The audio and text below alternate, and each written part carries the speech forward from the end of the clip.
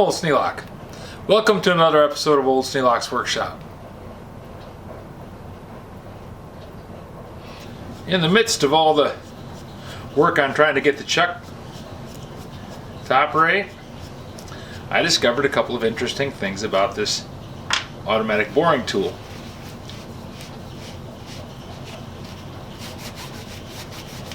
This bronze sleeve threads into the body of the drill.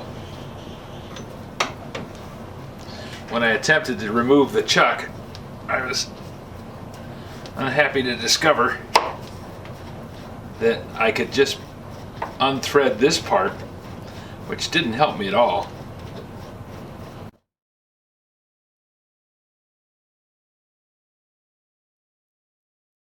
That exposed the spring and the inside dowel.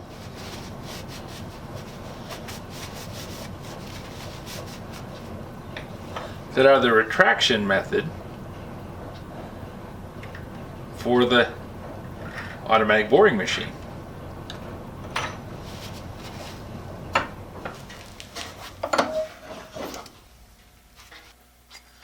There's a plunger up inside the body of the unit that rides in a spiral track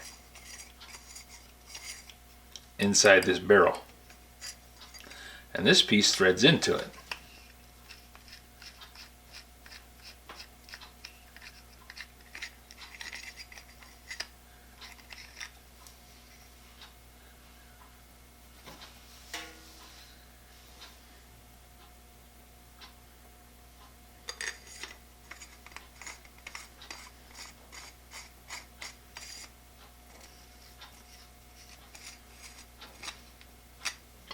And if you don't have that out at the end there, it doesn't want to thread in there very easily. So I would suggest, if you're going to disassemble your unit, that you be very careful while you're doing it. For one thing, this spring will come out with great force and slide off into parts unknown.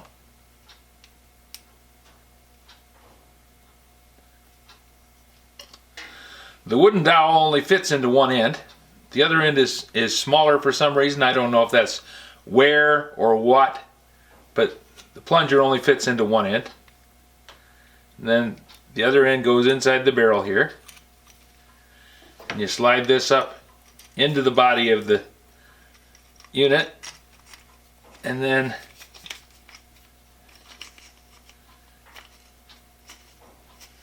you thread the brass barrel in and lock it down. And when you push on the end, see if I can do this without jamming my hand. When you push on the end, that causes it to rotate and provide the drilling force. Now, it would have been nice if they had decided in their wisdom, somewhere along the way, to put some way to get some oil inside of this thing. But evidently that was not the thought process at Miller Falls.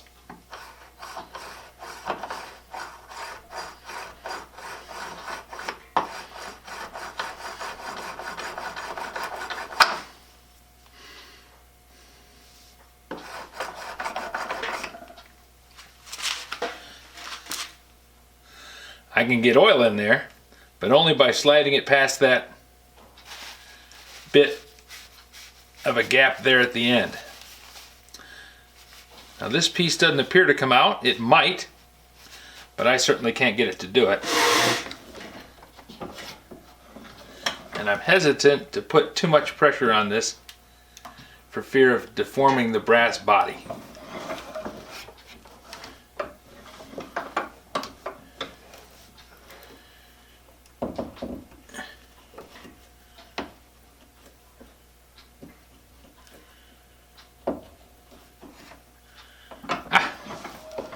By carefully doing that, I'm able to remove the wooden handle. Look at that.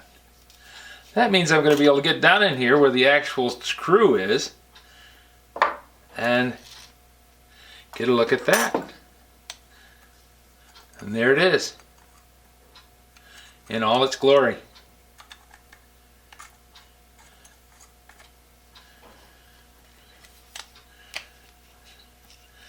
Okay, I can unthread that brass piece now. This is further into the unit than I've ever been. I can slide that, screws that out, perhaps. Nope, it doesn't want to come. Might be something down in there in the bottom that has chewed up the end of this brass thread and made it so that it's difficult for it to come out. And I don't want to jam up the thing, so I'm just not going to force it.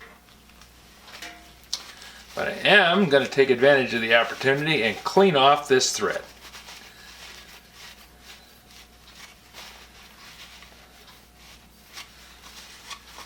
And wash out the whole thing. Now this is electronic cleaner, but it works just as well. And it's not as nasty as the brake cleaner. Brake cleaner works quite well, but this has the advantage of not being quite as aggressive.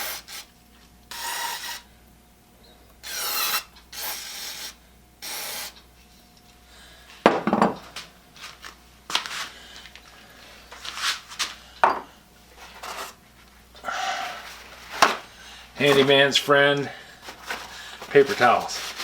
Between this and duct tape, keeps the modern world going.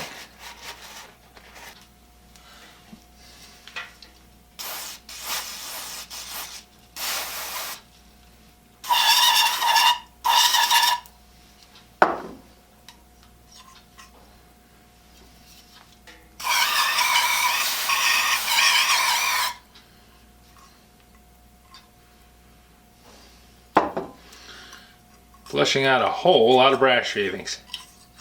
I imagine this thing has been in and out of that barrel more than once over this period of time. Look at all the junk I'm getting on my hands.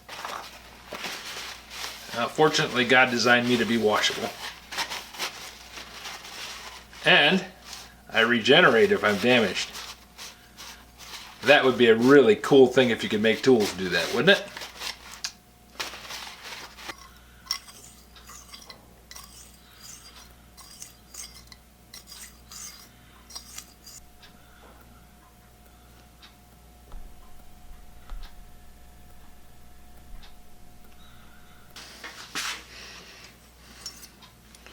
Okay, we'll oil it up with some 30 weight that I keep here for just such occasions. And I imagine I'm going to get some dirt out of there by doing that too.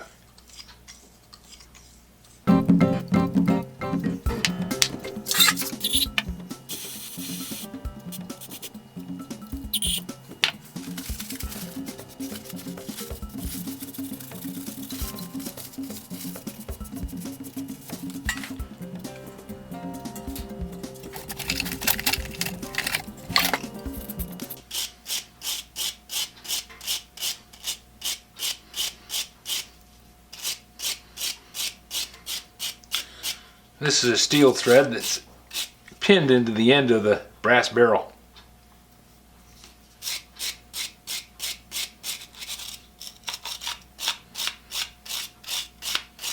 I'm using a brass wire brush so I don't damage those threads. I just need to remove the baked on gunk after I heated it up.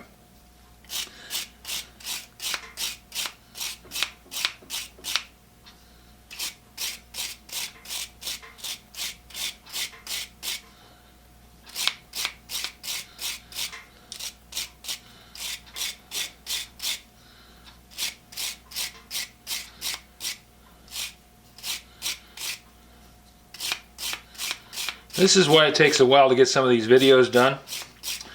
I'm out here to drain the swamp by sharpening a push point.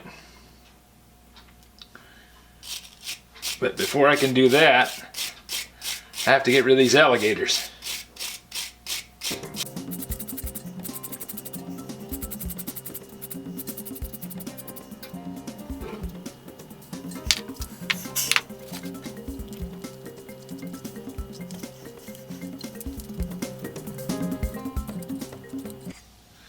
This little knurled thread here made me think that this thing unscrewed, but I really didn't want to go after it that hard.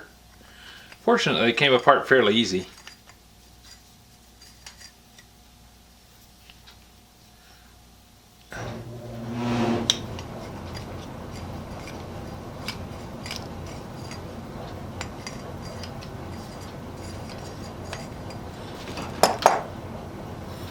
Now this unit is in much better condition.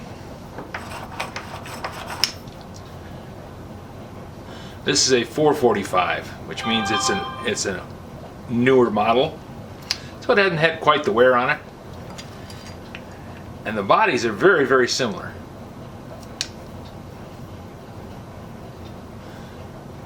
This one has it stamped into the body, and this one has the name stamped into the ferrule on the handle.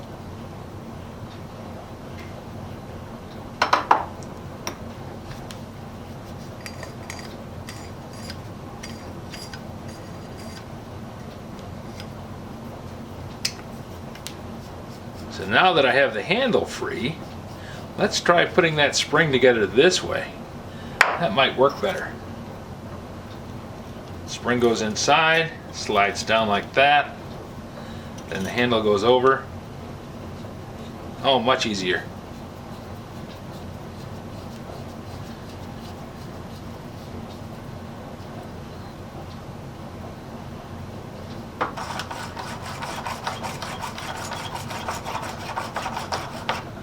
And the drill doesn't stick at the bottom now. That's a big improvement right there. If you have any suggestions for a new video, questions about today's video, or any of the other videos on the channel, just drop a note in the comments below. You know I read them all. Thanks for watching.